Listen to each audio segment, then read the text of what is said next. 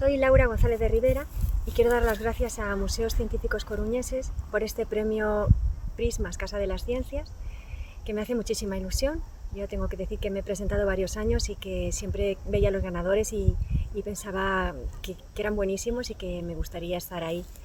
Y bueno, pues aquí estoy. Es un premio que supone un reconocimiento muy importante para los periodistas que nos dedicamos a la divulgación científica. Y aparte del grandísimo reconocimiento profesional, también es importante por el apoyo económico que supone, sobre todo en estos tiempos que estamos viviendo una crisis tremenda en el sector de la información y de los medios de la comunicación, ya desde antes de la pandemia, con muchísimos despidos de periodistas y con bajadas de sueldos.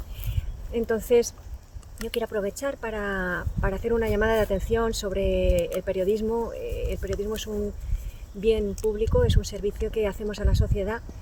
Los periodistas somos intermediarios entre la realidad, ya sea científica, social, económica, etc. Somos intermediarios entre esa realidad y la gente.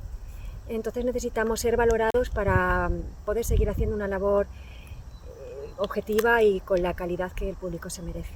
Yo tengo la grandísima suerte de colaborar con Muy Interesante, que es una de las mejores revistas que hay en el mercado, en mi opinión. Tiene un equipo estupendo, al frente está Enrique Copería, su director, que hace un trabajo maravilloso para sacar cada mes una revista de tanta calidad. Aprovecho para dar las gracias por confiar en mí, por escucharme mis propuestas de reportajes, como este reportaje que ha ganado el premio, que se llama La vida secreta de los árboles.